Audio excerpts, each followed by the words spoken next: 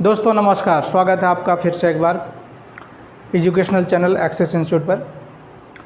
हम बातें कर रहे हैं इस चैनल पे इन्वायरमेंटल इंजीनियरिंग का, और इस इन्वायरमेंटल इंजीनियरिंग में हम लोग अभी देख रहे हैं डिस्ट्रीब्यूशन सिस्टम। और डिस्ट्रीब्यूशन सिस्टम मैंने आपको बताया था कि डिस्ट्रीब्यूशन सिस्टम का नेटवर्क किस प्रकार से हम लोग लगा सकते हैं, किस प्रकार से हम लोग बिछा सकते हैं। उसमें 4 नेटवर्क मैंने आपको जनरली मेनली बताए थे। डेड एंड बताया था मैंने आपको, उसके बाद बताया था मैंने आपको ग्रिड आयरन, फिर बताया था आपने सर्कुलर और रिंग, और फिर लास्ट में बताया था मैंने आपको रेडियल। ये 4 तरह के नेटवर्क हमारे पास हैं। आज हम लोग देखेंगे कि स्टोरेज कैपेसिटी क्या होता है। कुछ बातें जो एलिवेटेड सर्विस रिजर्वायर है या अंडरग्राउंड सर्विस रिजर्वायर है, यानी स्टोरेज जो हम लोग किस प्रकार से कर सकते हैं, उस पर बातें मैं नहीं कर रहा हूँ, क्योंकि उससे आपको क्वेश्चंस पूछे नहीं जाते और कुछ ज़्यादा रहता नहीं है, इसलिए हम लोग उस पर बात कर नहीं रहे। हम लोग आज देख रहे हैं कि स्टोरेज कैपेसिटी का प्रकार क्या होता है। तो आज हमारा टॉपिक होगा storage capacity of distribution reservoir. Storage capacity of distribution reservoirs. Mainly 3 तरह का हमारे पास स्टोरेज कैप होना चाहिए। पहला स्टोरेज होता है, उसको हम लोग बैलेंसिंग स्टोरेज या इक्वलाइजिंग स्टोरेज या ऑपरेटिंग स्टोरेज कहते हैं। तो फर्स्ट स्टोरेज जो है हमारा वो बैलेंसिंग स्टोरेज, या फिर इसको हम लोग ऑपरेटिंग स्टोरेज भी बोल सकते हैं।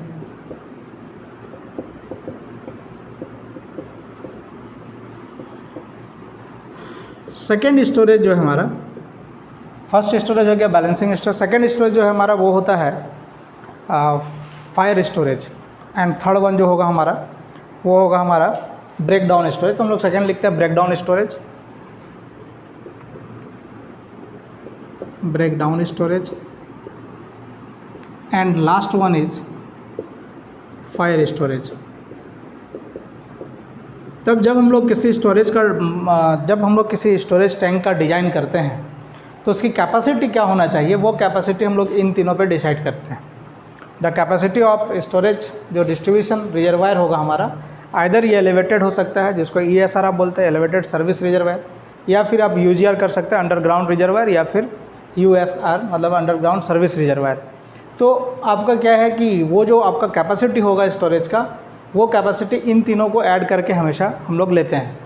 First one is balancing storage, and second one is the breakdown storage, and third is the fire storage. तो हम लोग पहले बात करेंगे बैलेंसिंग स्टोरेज का, फिर हम लोग और बाकी बातें करेंगे। तो हम लोग पहले देखते हैं कि बैलेंसिंग स्टोरेज है क्या।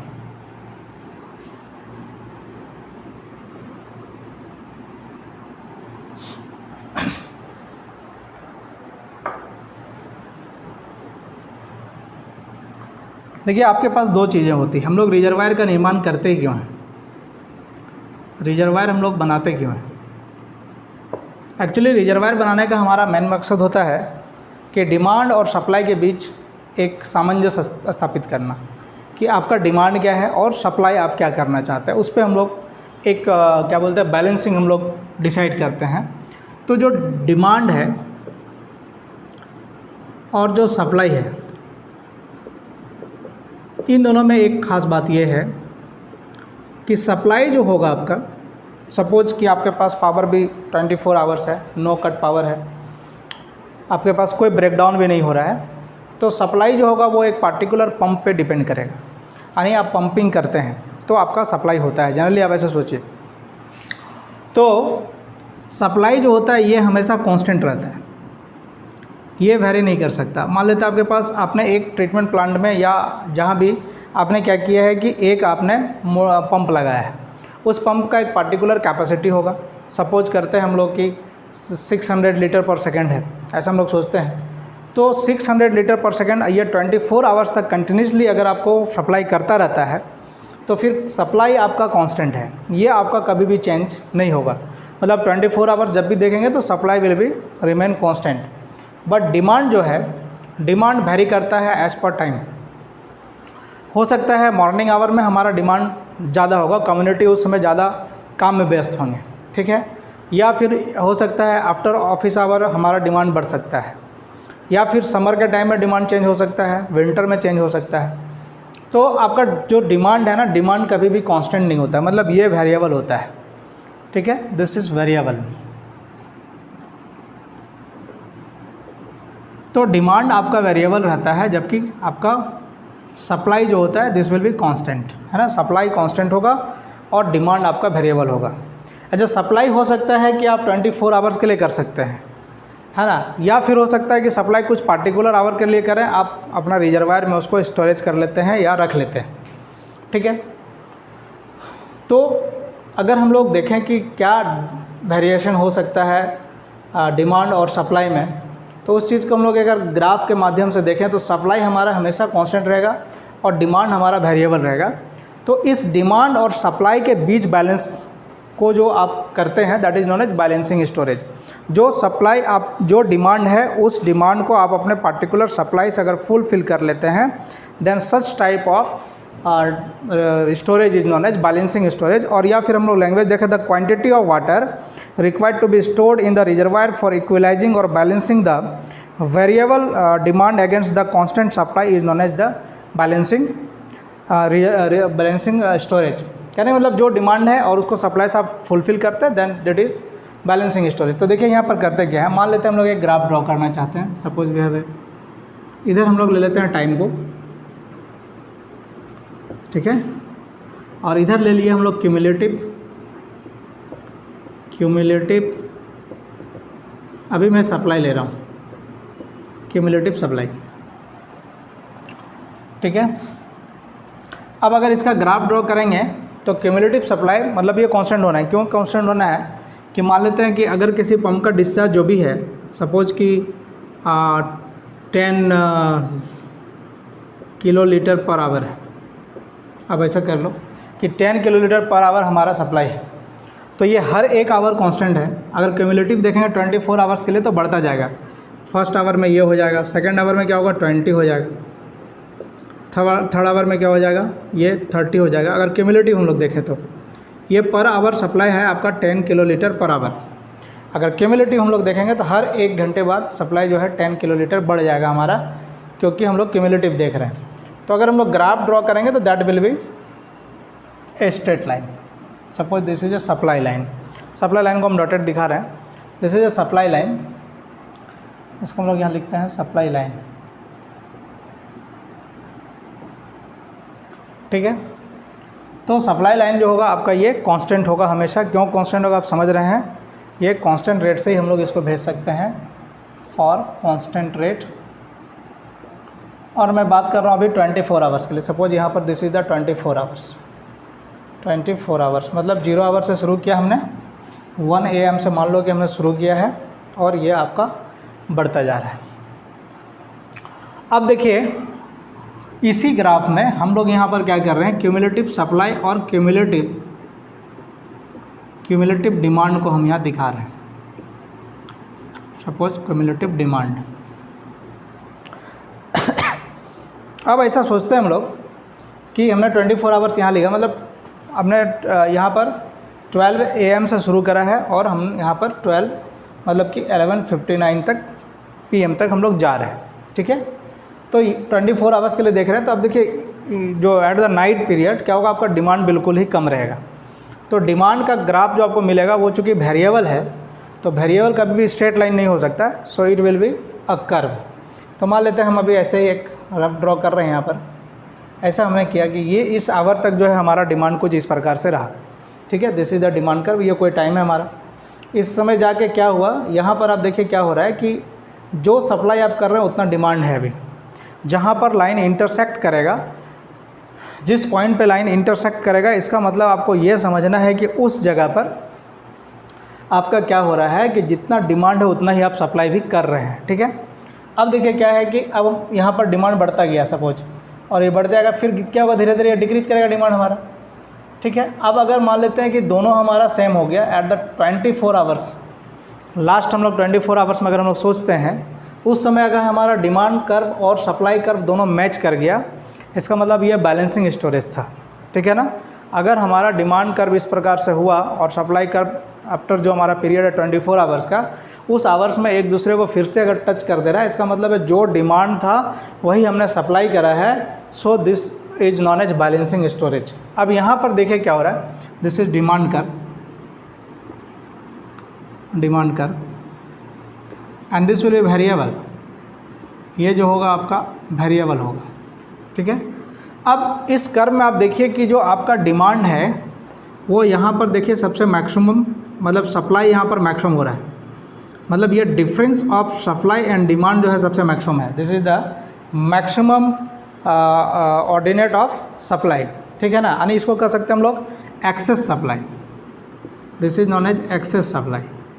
क्यों एक्सेस सप्लाई है? क्योंकि जो डिमांड है उसके कंपेरेटिवली यहाँ पर सप्लाई बहुत ज़्यादा कर रहे हैं। सो एक्सेस सप्लाई है। तो आप सिंपल सोचिए कि जब सप्लाई एक्सेस कर रहे हैं आप, डिमांड आपके पास कम है, तो आपको समझिएगा यहाँ पर सही कंसेप्ट है, आपको ये समझना है कि यहाँ पर आपका जो डिमांड है उससे ज़्यादा आप सप्लाई कर रहे हैं। So you should reserve the water, क्योंकि आपको वाटर रिजर्व करना पड़ेगा, क्योंकि डिमांड है नहीं लेकिन आप सप्लाई आप कंटिन्यूसली कर रहे हैं कांस्टेंट रेट से। तो आपको ये जो यहाँ पर मैक्सिमम जो आपका डिफरेंस आ रहा है, इस डिफरेंस को आपको कहीं ना कहीं स्टोर करना पड़ेगा। So that should be stored at any point, कहीं पर भी आप स्टोर करिए, ठीक है ना।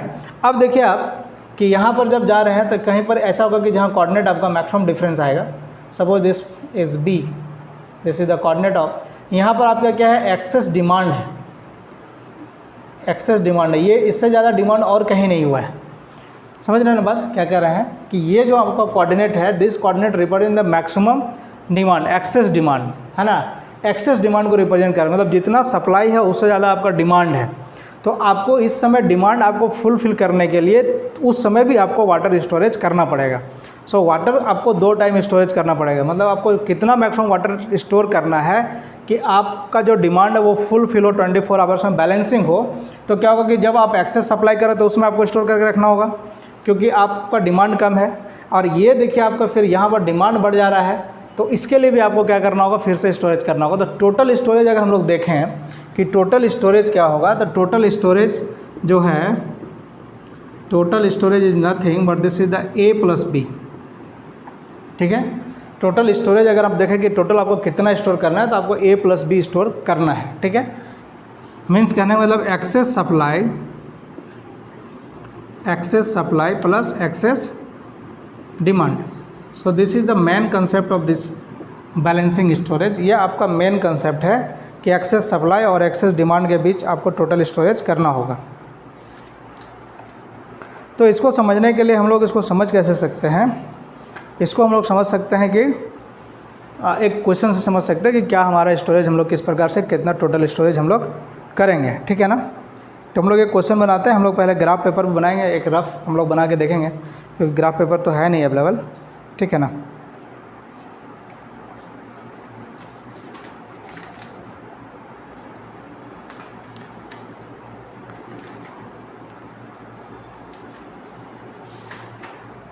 या फिर एक दूसरा भी हम लोग देख सकते हैं, एक और कर्व। ये जो हम लोग ग्राफ देख रहे थे, this graph is for 24 hours, mass diagram, this is known as mass diagram, ठीक है। ये जो डायग्राम है इसको मास डायग्राम बोलते हैं, and this diagram is for 24 hours, ठीक है ना, मास डायग्राम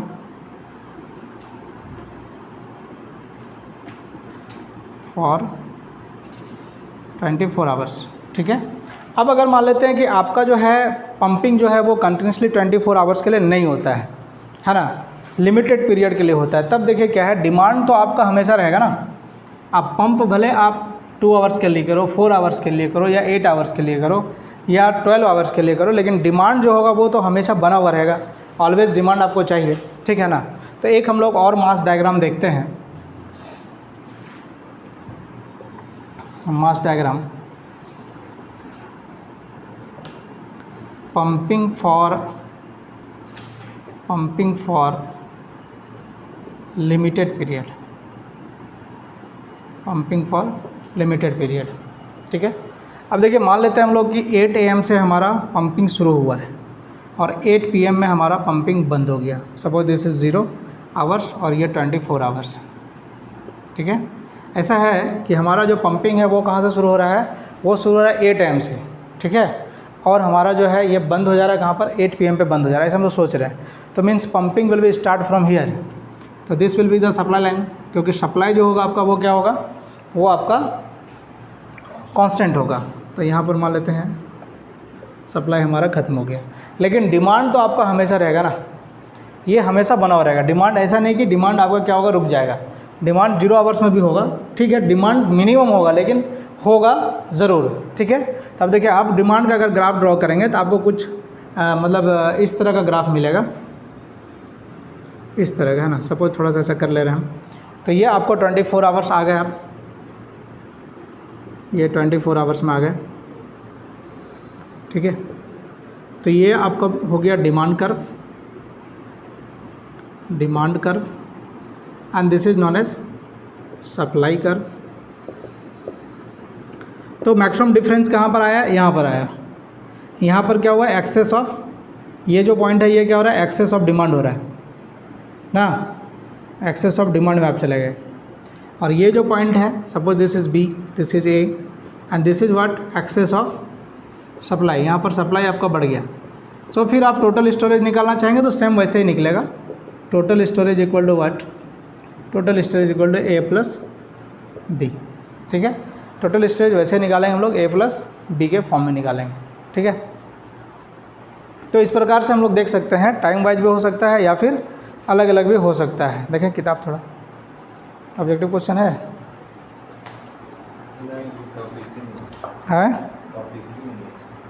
टॉपिक ना, ऐसा तो है ही नहीं, गलत बोल रहा है। कौन सा टॉपिक निकाल के रखा है तुम?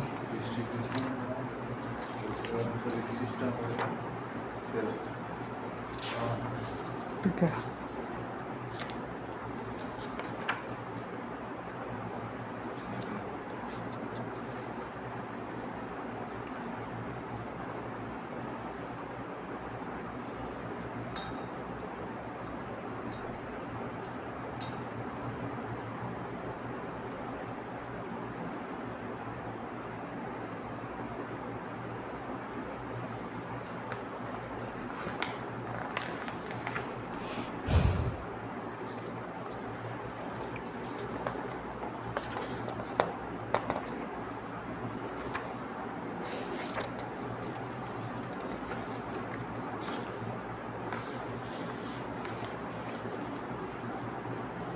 तो इस ग्राफ के माध्यम से आप जो है टोटल स्टोरेज फाइंड आउट कर सकते हैं। दूसरा मेथड ये हो सकता है कि हम लोग इसको एनालिटिकली कर सकते हैं, टोटल सप्लाई क्या है और टोटल क्यूमुलेटिव सप्लाई क्या है और क्यूमुलेटिव डिमांड क्या है। हम लोग देखें क्यूमुलेटिव डिमांड हमारा कहाँ सबसे मैक्सिमम हुआ और क्यूमुलेटिव सप्लाई हमारा कहाँ पर मैक्सिमम, डिफरेंस।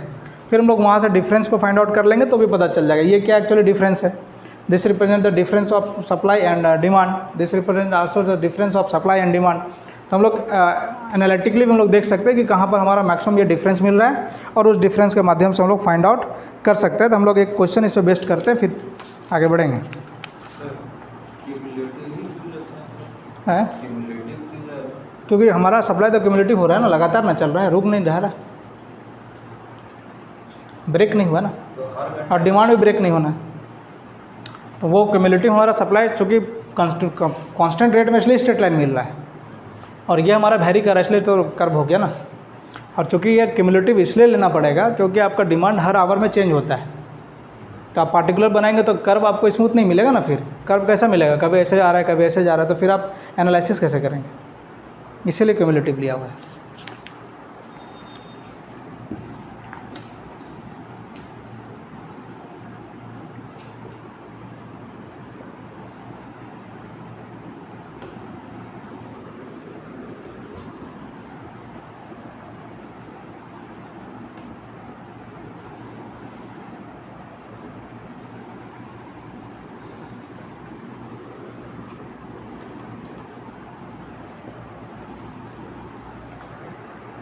तो एक क्वेश्चन है हमारे पास, कहता है calculate the storage required to supply the, calculate the storage required to supply the demand shown in the following table. Table हम लोग लिखते हैं, we have a table, time है हमारे पास, और demand in million litre, demand है in million litre. 00 to 04, 04 to 08, 08 to 12, 12 to 18, sorry 16, 4 hours का डिफरेंस है, 16 to 20 and 20 to 24 hours. Demand हमारा 0.48 है, 0.87 है, 1.33 है, 1.00 है, 0.80 है एंड 0.54 है।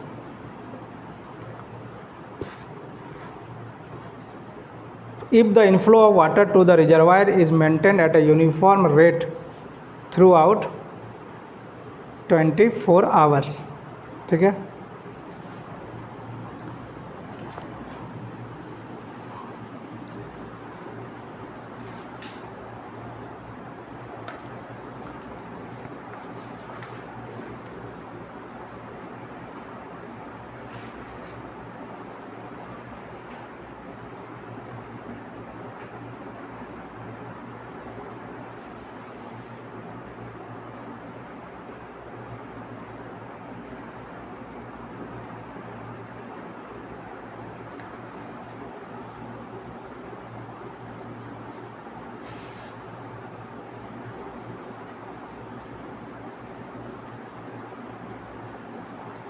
ठीक है, ये हमारे पास यहाँ पर है।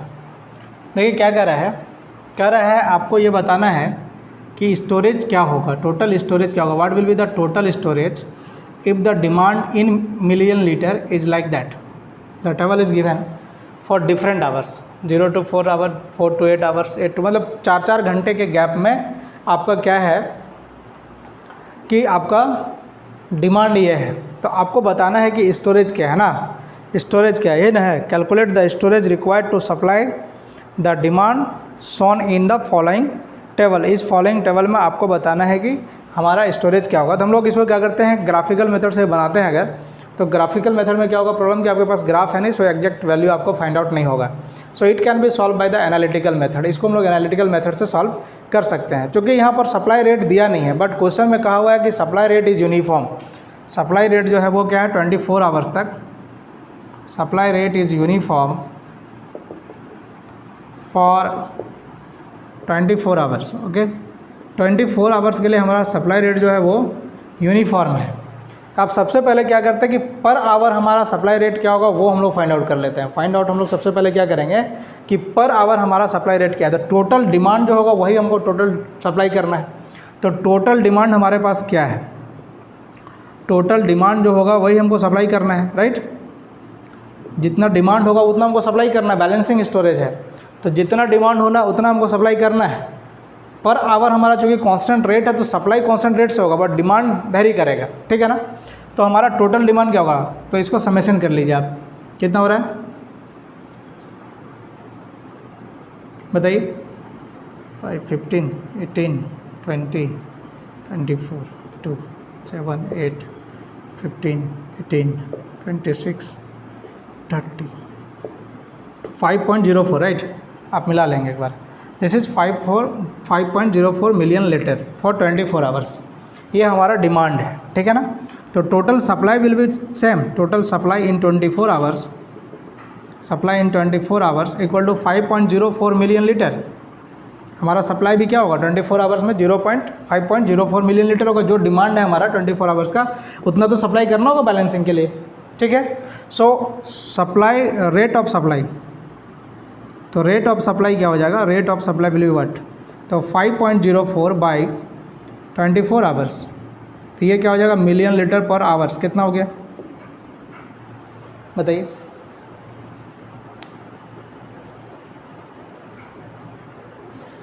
Zero point 21 million litre per hour, ठीक है। अब देखिए यहाँ पर आपको एनालिटिकल मेथड से बना रहे हैं और आपका जो डाटा है वो 4 आवर्स के गैप में है, तो आपका डिमांड जो है वो 4 आवर्स के इंटरवल में दिया हुआ है। सो सप्लाई भी 4 आवर्स के लिए लीजिए, है ना। तो फॉर 4 आवर्स क्या हो जाएगा हमारा सप्लाई, 4 आवर्स, सप्लाई क्या हो जाएगा हमारा, supply will B 0.21 into 4, so this is 4 and 8, 0.84 million litre, ठीक है ना। यानी कि 4 आवर्स, हर 4 आवर्स के इंटरवल में 0.84 मिलियन लीटर हमारा सप्लाई है। 4 आवर्स के गैप में हम लोग 4 आवर्स किए। आपको कुछ बड़ा बड़ा क्वेश्चन ईएस में पूछे हुए मिलेंगे, उसमें 24 आवर्स लगातार दिया रहेगा, 0 से 1, 1 से 2, 2 से 3, सो टेबल आपका बड़ा बन जाएगा। यहाँ पर चूंकि 4 आवर्स के इंटरवल में ही हमारा डिमांड है, तो पर आवर डिमांड हमारे पास पता नहीं है, इसलिए हम लोग इसको 24 आवर्स में चेंज नहीं कर सकते। इसलिए हम क्या कर रहे हैं कि सप्लाई हमारा 4 आवर्स में कांस्टेंट रेट से, तो हम लोग सप्लाई 4 आवर्स के लिए निकाल लिए 0.84 मिलियन लीटर। नाउ हम लोग एक टेबल बनाएंगे, ठीक है। टेबल क्या होगा देखिए, आप यहाँ आवर्स ले लीजिए पहले में, आवर्स, आप यहाँ पर ले लीजिए demand, okay, in million litre. अब फिर आप ले लीजिए cumulative demand, cumulative demand in million litre, okay. Then आप लीजिए सप्लाई, सप्लाई ये भी क्या होगा, इन मिलियन लीटर। अब हम लोग क्या करेंगे, cumulative supply, cumulative supply, this will be also in million litre, okay. Now 0 to 4 hours, 4 to 8 hours, 8 to 12 hours, 12 to 16, 16 to 20, 20 to 24, ठीक है। डिमांड 0.48, अभी डिमांड है simply 0.87, 1.33, 1.00, 0.82, 0.54। Now we have to calculate the cumulative demand. Cumulative demand निकालेंगे तो क्या हो जाएगा, पहले 0.48, ओके, फिर क्या होगा बोलिए, इसको इसमें जोड़ते जाइए, बताइए कितना आ रहा है, 1.35, फिर क्या आ गया 2.68, फिर क्या आ गया 3.68, फिर क्या आ गया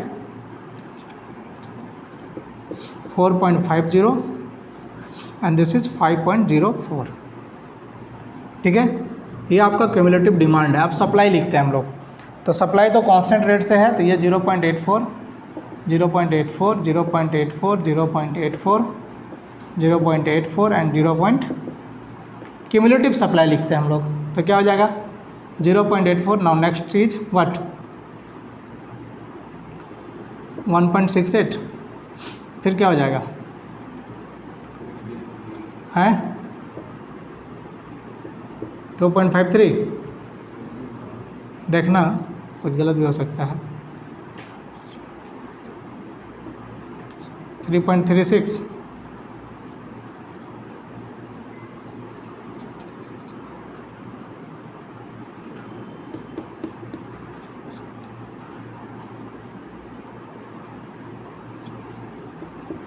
4.20 एंड दिस इज 5.04। अब मैच कर लीजिए, ठीक है ना। हाँ, क्यूमुलेटिव कैसे निकालते हैं, दिस फिर प्लस दिस यहाँ लिखेंगे, फिर इसमें इसको लिखेंगे, फिर इसको इसमें लिखेंगे। क्यूमुलेटिव जितना डिमांड है देखिए उतना ही सप्लाई आया, ठीक है ना, वो चेंज होगा नहीं, टोटल आपका हमेशा कांस्टेंट रहेगा, नहीं तो ना मैच कर रहा है। अब देखिए एक्सेस डिमांड हम लोग देखते हैं, excess demand, excess demand in million litre, और एक्सेस सप्लाई भी देखेंगे हम लोग, है ना, इन मिलियन लीटर। एक बात का ध्यान रखना है कि जो वैल्यू नेगेटिव मिलेगा उसको नहीं लिखना है, ठीक है। जो वैल्यू नेगेटिव मिलेगा उसको हम लोगों को नहीं लिखना है। इसका मतलब है कि अगर यहाँ नेगेटिव मिल रहा है तो वो एक्सेस सप्लाई हो रहा है, राइट, है ना। तो अब देखिए यहाँ पर क्या है कि क्यूमुलेटिव डिमांड हमारा 0.48 है और सप्लाई हमारा 0.84 है। एक्सेस डिमांड कैसे लिखेंगे, इसका नाम दे देता है 1 2 3 4 5 6 7, ठीक है। एक्सेस डिमांड इज व्हाट, हमारा डिमांड क्या है, तो 3 - 5, है ना। सप्लाई जो है और जो डिमांड है उसके बीच का जो डिफरेंस होगा वही हमारा डिमांड होगा, एक्सेस डिमांड, ठीक है। एंड एक्सेस सप्लाई क्या होगा, this will B 5 - 3, right. Supply, आप सप्लाई ज़्यादा कितना कर रहे हैं और आपका डिमांड कितना ज़्यादा है, तो देखिए यहाँ पर डिमांड है आपका 0.48 और सप्लाई है 0.84, मीन्स आपका सप्लाई ज़्यादा है, डिमांड आपका कम है। सो ये एक्सेस नहीं है, यहाँ पर डिमांड एक्सेस नहीं है, राइट। यहाँ पर देखिए 1.35 डिमांड है आपका और सप्लाई आप कर रहे हैं 1.68, तो यहाँ भी आपका क्या है कि आपका ये जो है सप्लाई डिमांड जो है वो कम है, यानी एक्सेस नहीं है, राइट। समझ रहे हैं मैं क्या कह रहा हूँ? आपका यहाँ पर क्या है, डिमांड आपका एक्सेस नहीं हो रहा है। अब हम लोग आगे बढ़ते हैं। नाउ नेक्स्ट, अब यहाँ पर देखिए आपका डिमांड है 2.68 और सप्लाई कितना कर रहा है, 2.53। अब यहाँ पर डिमांड आपका बढ़ गया, राइट। सो डिमांड कितना बढ़ गया यहाँ पर, 0.16, ठीक है। अब यहाँ भी देखिए आपका क्या है, डिमांड ज़्यादा है और सप्लाई कम है, मीन्स डिमांड एक्सेस है, मतलब कितना, 0.32, ठीक है। यहाँ देखिए 4.50, यहाँ पर 4.20, यहाँ पर भी आपका डिमांड ज़्यादा है, सप्लाई कम है, सो दिस इज 0.30 ना, ठीक है। और नाउ लास्ट वन भी 0 बिकॉज डिमांड जो होगा वो सप्लाई 24 आवर्स में कंप्लीट होगा। अब यहाँ देखिए एक्सेस सप्लाई, तो यहाँ पर आप देखिए सप्लाई कर रहे हैं 0.84 और डिमांड कितना है 0.48, so the supply is excess कितना 0.36। सेकेंड में भी देखिए आप सप्लाई ज़्यादा कर रहे हैं और डिमांड आपका कम है, तो ये एक्सेस हो रहा है कितना 0.33, ठीक है। अब बाकी किसी भी केस में देखिए आपका सप्लाई कम है, डिमांड आपका हमेशा ज़्यादा है, मीन्स आपका इधर एक्सेस नहीं हो रहा है सप्लाई, राइट, और लास्ट में तो 0 हो जाएगा, ठीक है। अब कहने का मतलब क्या है कि आप इसमें से देखिए कि मैक्सिमम कौन सा ऑर्डिनेट आपको मिला, है ना। हमने क्या देखा था ग्राफ में, मैक्सिमम एक्सेस सप्लाई और मैक्सिमम एक्सेस डिमांड, इन दोनों के सम को ही हम लोग टोटल स्टोरेज बोल रहे थे। तो यहाँ पर आपका जो एक्सेस डिमांड जो है उसका मैक्सिमम वैल्यू कहाँ पर मिल रहा है, ये मिल रहा है, और यहाँ पर मैक्सिमम सप्लाई क्या मिल रहा है आपको, ये मिल रहा है, मैक्सिमम डिफरेंस जो है सप्लाई का। तो हैंस आपका total storage will be what, तो total storage can be calculated easily. Suppose this is A, and this is B, then that will be what, A plus B, so this is 0.32 plus 0.36, so the answer will be 8 and 6, 0.68 million liter. So this should be the 0.68 million liter should be the storage, total storage, ठीक है, समझ में आ गया। तो हम लोग इस तरह से क्यूमुलेटिव के अकॉर्डिंग भी हम लोग क्वेश्चन को आसानी से सॉल्व कर सकते हैं। कोई ज़रूरी नहीं कि हम लोग ग्राफ ही बनाएं हमेशा, फिर क्या होगा, ग्राफ में आपको गलती होने का भी संभावना रहेगा और एग्जैक्ट वैल्यू भी आपको कम चांस रहेंगे मिलने के, ठीक है ना। तो इस प्रकार से हम लोग क्या कर सकते हैं कि आसानी से हम लोग कर सकते हैं ना। एक क्वेश्चन हम लोग और करते हैं, 3 घंटा,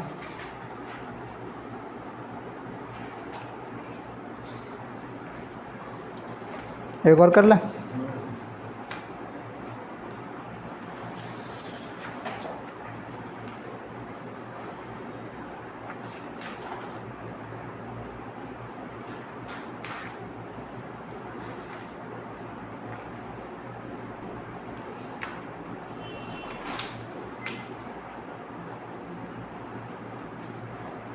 समझ में आया ना।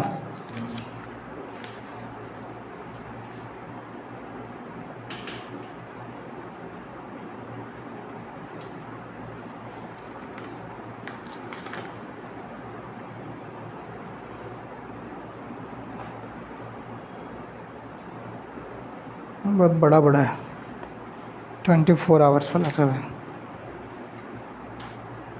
ना, लिखेगा ना। ग्राफ वाला छोटा है लेकिन ग्राफ बनेगा गलत रिजल्ट देगा, छोड़ देते हैं क्या। 24 आवर्स वाला समझ ही गया कैसे बनेगा, यहीं तक रखते हैं आज। तो इस प्रकार आप देख रहे थे कि बैलेंसिंग स्टोरेज क्या होता है, और इस तरह के प्रश्नों का आप अभ्यास करिए। कहीं कहीं पर ऐसा प्रश्न होता है कि आपको ग्राफ दे देगा, उसमें ऑर्डिनेट्स भी दे देंगे, और आपको सीधा पूछेगा मैक्सिमम स्टोरेज क्या होगा, या फिर पूछेगा एक्सेस डिमांड क्या है, एक्सेस सप्लाई क्या है। आप जब प्रश्नों का अभ्यास करेंगे तो आपको इन सब बातों का पता चलेगा। अब आपको 2 स्टोरेज और बचते हैं, जो that is the fire storage and second one is the break down storage. तो मैं इस पर बात करूँगा अब नेक्स्ट वीडियो में।